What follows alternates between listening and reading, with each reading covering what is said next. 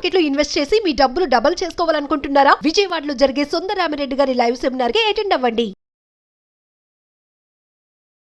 నమస్తే, welcome back to Suman TV. నేను మీ సంజయ్. ఈరోజు మనతో పాటు ఉన్నారు ఇంటర్నేషనల్లీ సర్టిఫైడ్ మైండ్ఫుల్నెస్ మరియు హ్యాపీనెస్ కోచ్ డాక్టర్ అనూహ్య గారు. మ్యామ్తో మాట్లాడుకున్న విషయాలు తెలుసుకుందాం. నమస్తే మ్యామ్. నమస్తే అండి. కంపారిజన్ మ్యామ్, కంపారిజన్ దీనివల్ల మనిషికి ఏమన్నా ఉపయోగాలు ఉన్నాయంటారా, లేకపోతే దీనివల్ల ఏమన్నా నష్టపోయేది ఉందంటారా?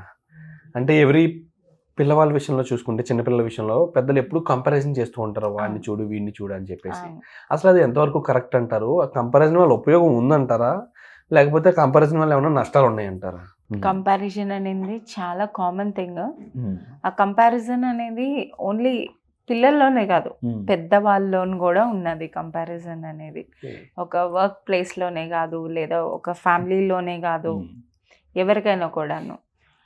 సింపుల్గా చెప్పాలి అంటే, ఫ్యామిలీలో చూసుకుంటే ఇద్దరు కోడళ్ళు కానీ ఉన్నారంటే ఒకళ్ళు ఎలా ఉన్నారు, ఒకళ్ళు ఇలా ఉన్నారు అనేది వస్తుంది కంపారిజన్, అవునా కదా? వర్క్ ప్లేస్లో అయినా సరే వాళ్ళు చేస్తున్నారు అది. అంటే ఎదుట వ్యక్తి కంపేర్ చేసుకుంటేనే కంపారిజన్ అనేది కాదు, మీరు కూడా కంపేర్ చేసుకుంటారు కదా. అవును, కొన్ని సందర్భాల్లో మనల్ని మనం కంపేర్ చేసుకుంటాం బయట వ్యక్తులతో. అవును. అయితే దీనివల్ల బెనిఫిట్స్ ఉన్నాయి. ఏంటి బెనిఫిట్ అంటే, ఆ వ్యక్తిని చూసి మనం ఇన్స్పైర్ అయ్యి, మోటివేట్ అయ్యి, నేను కూడా ఆ పని సాధించగలను, చేయగలను అని ముందుకు అడుగులు వేశారనుకోండి, అది ఖచ్చితంగా బెనిఫిటే అవుతుంది కదా. ఆ వ్యక్తిని చూసి మిమ్మల్ని మీరు మార్చుకొని, నేర్చుకొని చేసుకుంటున్నారు. కానీ అదే కంపారిజన్ అనేది ఆ వ్యక్తిలాగా మీరు మారిపోవాలని ట్రై చేశారనుకోండి పూర్తిగా, అప్పుడు ఏమవుతుంది అంటే, మనకు ఆ సామెత ఉంటుంది కదా, పులిని చూసి నక్క వాతలు పెట్టుకుందని. అట్లా అవుతుంది అనమాట. పూర్తిగా వాళ్ళు మొత్తం మారిపోవడానికి అని ట్రై చేస్తూ ఉన్నట్టు అట్లా అవుతుంది. అసలు ఎందువల్ల వస్తుంది కంపారిజన్ అనేది చూసుకుంటే, మన ప్రస్తుత దీంట్లోని టెక్నాలజీ, సోషల్ మీడియా ఎంత ఎక్కువ అయిపోయింది. సోషల్ మీడియా వల్ల కంపారిజన్ ఎందుకు వస్తుంది చెప్తాను. ఉదాహరణకి, మీరు ఆఫీస్లో బిజీగా ఉన్నారు, వర్క్ చేసుకుంటున్నారు, అదేనో బ్రేక్ టైం వచ్చింది. బ్రేక్ టైంలో ఓపెన్ చేస్తారు ఇన్స్టాగ్రామ్, ఫేస్బుక్, ఏదో ఒకటి, రైట్? మీ జాబ్తోని, మీ వర్క్తోని మీరు హ్యాపీగానే ఉన్నారు. కానీ ఆ సందర్భంలోని మీరు చూస్తారు, మీ ఫ్రెండ్, క్లోజ్ ఫ్రెండ్ ఎవరైతే ఉన్నారో వాళ్ళు ఎక్కడో బయట వెకేషన్కి వెళ్ళి వాళ్ళు ఎంజాయ్ చేస్తున్నట్టు, లేదా ఫ్యామిలీతోని ఒక మంచి మొమెంట్స్ని స్పెండ్ చేస్తున్నట్టు ఆ వీడియోస్, పోస్ట్స్ అవన్నీ పెట్టినప్పుడు మీకు ఎట్లా అనిపిస్తుంది? అంటే నా ఇన్నర్ ఫీలింగ్ చెప్పను కానీ ప్రతి వ్యక్తి ఎలా ఫీల్ అవుతారు చెప్తాను. అండ్ తను ఎంజాయ్ చేస్తున్నాడు, నేను వర్క్ చేసుకుంటున్నాను, అసలు తను మంచిగా లైఫ్ ని హ్యాపీగా ఎంజాయ్ చేస్తున్నాడు, నేను అసలు చేయలేకపోతున్నాను కంపారిజన్ వస్తుంది. ఏంటి అసలు నా లైఫ్ ఇట్లా ఉంది, వాళ్ళ లైఫ్ చూడు, వాడు ఎంత హ్యాపీగా ఉన్నాడు అన్న ఫీలింగ్ వస్తుంది. మనం ఏం చేస్తాం, సోషల్ మీడియాలో కనిపించిన ప్రతిదీ నిజం కాదు కదా. అవతల వ్యక్తి, ఆ వ్యక్తికి కనిపించినన్ని బాధలు, బాధ్యతలు ఉండుంటాయి ఖచ్చితంగాను. సో మనం ఓన్లీ బయట అవుటర్ లుక్ చూసి వాళ్ళ లైఫ్ అలా ఉంది, నా లైఫ్ ఇట్లా లేదు అని కంపేర్ చేసుకుంటాం. ఆడవాళ్ళ విషయంలో చెప్పాలంటే, వాళ్ళు చూడటానికి అంత బాగా ఉన్నారు, నేను ఇట్లా ఉన్నాను. ఫస్ట్ కంపారిజన్ అలా వస్తుంది, ఫిజికల్ అపియరెన్స్ని బట్టి చూసుకుంటే. లేదా వాళ్ళు చేయగలుగుతున్నారు, నేనేమి చేయలేకపోతున్నాను అన్న. ఎస్పెషల్లీ మనం ఇది చూస్తాం స్టే ఎట్ హోమ్ మదర్స్ దగ్గర ఉన్నప్పుడు. ఎవరైనా వర్కింగ్ ఉమెన్ ఉన్నారు అంటే వాళ్ళని కంపేర్ చేసుకొని, వాళ్ళు చేయగలుగుతున్నారు, వాళ్ళకి పిల్లలు ఉన్నారు, నాకు పిల్లలు ఉన్నారు, వాళ్ళు చేసుకోగలుగుతున్నారు, కానీ నేనేమి చేయలేకపోతున్నాను అన్న ఫీలింగ్లోని వీళ్ళు ఇంకా లోపలికి వెళ్ళిపోతారనమాట. అసలు ఇవన్నీ ఉండటం వల్ల మనకి ఒక తెలియని స్ట్రెస్, కాన్స్టెంట్గా ఒక ప్రెషర్ అనేది ఉంటుంది.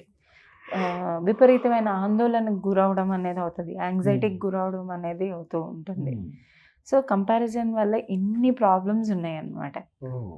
దాన్ని మనం ఎలా డీల్ చేయాలి అంటే, మైండ్ఫుల్నెస్ యూజ్ చేసి ఎలా డీల్ చేయాలనేది తెలుసుకుందాం.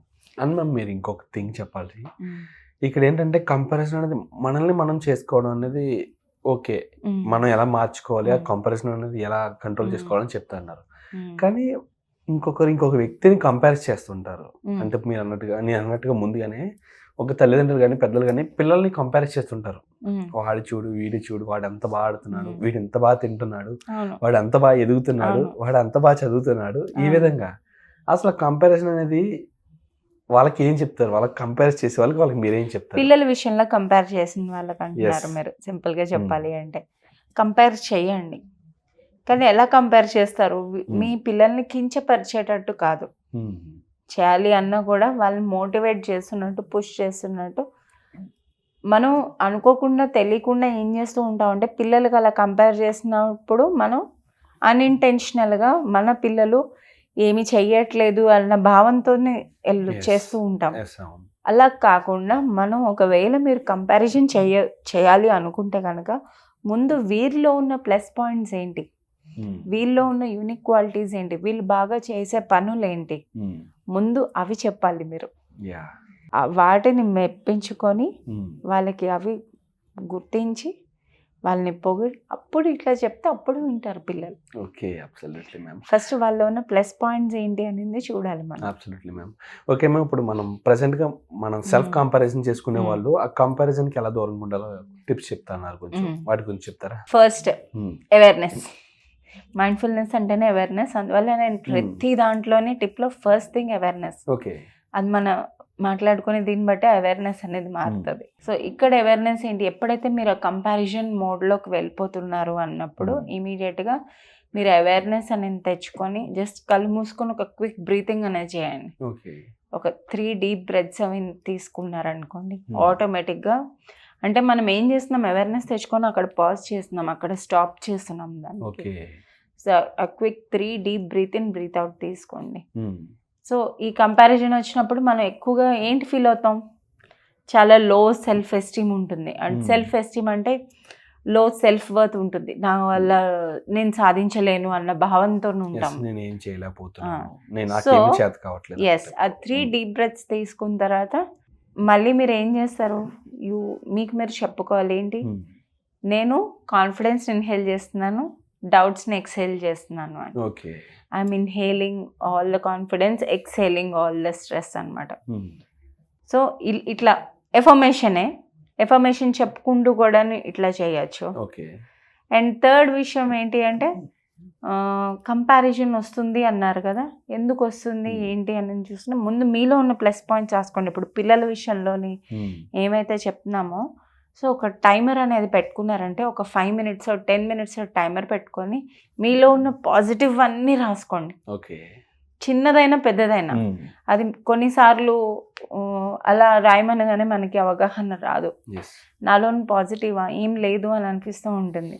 సో మీకు తెలిసినవి మీరు రాయండి. ప్లస్ సాధారణంగా మీరు చుట్టుపక్కల మీ స్నేహితులు కానీ కుటుంబ సభ్యులు కానీ నువ్వు ఇది బాగా చేస్తావు, నువ్వు చెయ్యు, లైక్ ఎవరైనా ఒక సలహాకని కాల్ చేశారు అంటే మీలోని ఆ డెసిషన్ మేకింగ్ కెపబిలిటీ అనేది బాగా ఉంది అని అర్థం, డెసిషన్స్ కరెక్ట్గా తీసుకుంటారని అర్థం. సో మీకు అవగాహన ఉన్నవి మీ చుట్టుపక్కల కుటుంబ సభ్యుల దగ్గర నుంచి సన్నిహితుల దగ్గర నుంచి వినివి కానీ ఇవన్నీ రాసుకోవాలన్నమాట.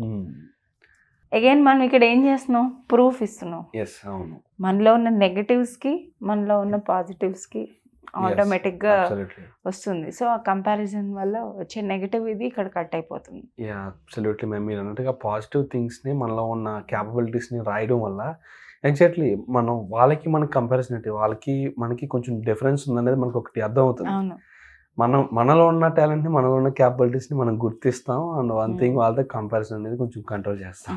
ప్రతి మనిషికి ఒక యూనిక్ క్వాలిటీ అనేది ఉంటుంది కదా. ఇప్పుడు మీలాగా మీరే ఉండగలరు, మీలాగా ఇంకో వ్యక్తి ఉండలేరు. సంభాషించే తీరులో కానీ ఏదైనా కూడాను అది కాపీ కొట్టలేరు కదా ఎవరైనా, ఇంకేదైనా చేసినా కూడాను. సో మీకు మీరే సాటి. సో మీలో ఉన్న యూనిక్ క్వాలిటీస్ ఏంటి అవి తీసుకొని మీరు వాటిని ఇంకొంచెం పెంచుకునేటట్టు ఉండాలన్నమాట. సో ఇట్లాంటివి చిన్నవి చేయటం వల్ల ఆ కంపారిజన్ అనేది దీని దగ్గర నుంచి బయటకు రావచ్చు. ఒకవేళ అంటే ఎందుకు చేయడం అవసరము అంటే ఇదే ఆ కంపారిజన్ మోడ్లో కనుక ఉండిపోయాము అంటే సింపుల్గా స్ట్రెస్ యాంగ్జైటీ కాకుండా ఇంకా సివియర్ డిప్రెషన్లోకి కూడా వెళ్ళిపోతారు మనుషులు. వాళ్ళు మెంటల్గా చాలా డిస్టర్బ్ అవుతారు అనమాట, లైఫ్ని స్పాయిల్ చేసుకుంటారు. Thank you ma'am, thank you very much ma'am. Thank you.